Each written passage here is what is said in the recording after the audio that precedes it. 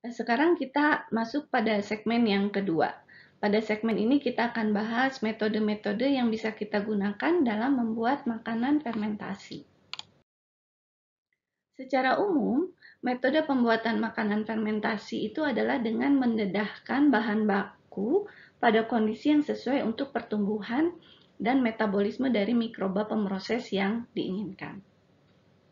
Ketika kemudian mikroba yang kita inginkan tersebut tumbuh dalam makanan, mereka akan menggunakan sejumlah nutrien dan menghasilkan sejumlah produk samping maupun produk akhir metabolisme. Seluruh metabolit yang dihasilkan beserta komponen nutrisi atau bahan baku makanan yang tidak digunakan oleh mikroba akan membentuk keseluruhan makanan fermentasi yang memiliki cita rasa, tekstur, dan aroma tertentu dengan kualitas yang dapat diterima.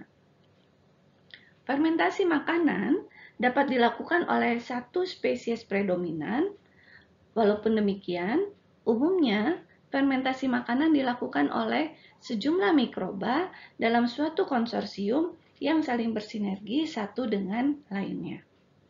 Laju pertumbuhan dari mikroba yang berperan dalam proses fermentasi makanan dan laju fermentasi yang optimum akan bergantung pada parameter kondisi lingkungan, seperti nutrisi yang terkandung dalam makanan, suhu inkubasi, potensial redox maupun pH lingkungan. Seperti yang sudah pernah kita bahas sebelumnya mengenai kondisi intrinsik dan ekstrinsik yang mempengaruhi pertumbuhan mikroba di dalam makanan. Nah, selanjutnya kita akan bahas lebih detail mengenai metode-metode untuk membuat makanan fermentasi ini. Makanan dapat difermentasi dengan 3 cara yang berbeda berdasarkan sumber mikroba pemroses yang digunakan, yaitu natural fermentasi atau fermentasi alami, backsloping, dan fermentasi terkontrol. Nah, kita bahas dulu di sini tentang natural fermentation atau fermentasi alami. Pada umumnya, material atau bahan baku makanan yang akan digunakan dalam proses fermentasi secara alami sudah mengandung mikroba, baik mikroba yang diinginkan maupun mikroba lain yang berasosiasi dengan bahan makanan tersebut. Kondisi inkubasi selanjutnya diatur agar mikroba yang kita inginkan dapat tumbuh dengan cepat dan menghambat atau bahkan tidak mendukung pertumbuhan mikroba lain yang tidak diinginkan. Produk natural fermentasi ini akan menghasilkan aroma yang diinginkan yang merupakan hasil metabolisme dari mikroba kunci atau mikroba utama dan juga metabolisme mikroba lain yang berasosiasi dengan proses tersebut gitu ya. Kelemahan dari proses natural fermentation ini adalah produk fermentasi yang dihasilkan tidak selalu sama. Hal ini disebabkan karena mikroba atau mikroflora alami dalam bahan makanan tidak selalu sama. Dengan demikian, sangat sulit untuk mendapatkan produk dengan karakteristik yang konsisten. Selain itu, kemungkinan terjadinya kegagalan produk fermentasi akibat pertumbuhan mikroba yang tidak diinginkan juga cukup tinggi, dan bahkan kemungkinan terjadinya foodborne disease juga tinggi. Sementara kelebihan dari proses natural fermentasi ini adalah dihasilkannya produk yang unik dan memiliki cita rasa yang baik karena melibatkan pula mikroflora sekunder yang dapat memberikan cita rasa dan aroma tertentu pada makanan fermentasi yang kita buat. Interaksi antara mikroba utama dengan mikroflora sekunder ini sangat kompleks dan unik gitu ya, sehingga sulit ditiru melalui proses fermentasi terkontrol. Metode yang kedua adalah backsloping ya.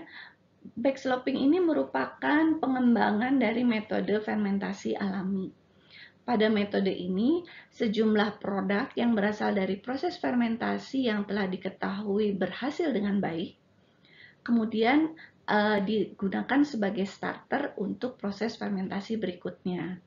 Jadi, produk fermentasi yang sudah dianggap berhasil itu kemudian akan ditambahkan sebagai starter ke dalam bahan baku dan kemudian kondisi lingkungan diatur agar dapat memfasilitasi pertumbuhan mikroba dalam starter dan kemudian menghasilkan produk fermentasi berikutnya, begitu ya. Contohnya saja misalnya bikin yogurt. Bikin yogurt setelah jadi yogurtnya dan dirasakan bahwa yogurtnya enak, kemudian sebagian yogurtnya diminum, sebagian lagi diinokulasikan kembali ke dalam susu dan diinkubasi kembali menjadi yogurt yang baru, begitu ya. Itu contoh backsloping itu seperti itu. Metode ini masih banyak dilakukan dalam produksi berbagai produk fermentasi yang bersifat etnik dan diproduksi dalam jumlah yang kecil. Dengan metode ini, tingkat keberhasilan fermentasi makanan menjadi lebih tinggi dibandingkan fermentasi alami. Karena di dalam starter yang berasal dari produk fermentasi sebelumnya itu terkandung mikroba yang sudah terseleksi untuk dapat mengkonversi bahan baku dengan baik. Walaupun demikian, sejalan dengan waktu, perubahan karakteristik organoleptik dari makanan fermentasi tetap dapat terjadi. Hal ini disebabkan oleh adanya perubahan tipe mikroba predominan yang mungkin terjadi dalam starter yang digunakan dalam jangka waktu yang lama. Selain itu, kemungkinan terjadinya kegagalan produk dan terjadinya foodborne disease masih cukup tinggi, walaupun lebih rendah dibandingkan fermentasi alami. Nah, ini adalah contoh pembuatan kefir dengan menggunakan metode backsloping ya. Jadi gambar pertama tuh di kiri atas itu adalah hasil fermentasi kefir yang baru jadi ya. Nah, kemudian kita bisa menyaring hasil fermentasi tersebut dengan memisahkan cairan hasil fermentasi dengan kefir grains-nya. Cairan hasil saringan bisa kita minum sebagai kefir, sedangkan kefir grains-nya kemudian dapat digunakan sebagai starter atau bibit untuk proses fermentasi berikutnya. Jadi kefir grains ini setelah disaring, kemudian bisa ditambahkan ke dalam susu segar kembali, dan selanjutnya diinkubasi selama waktu tertentu untuk menghasilkan kefir kembali. Ya.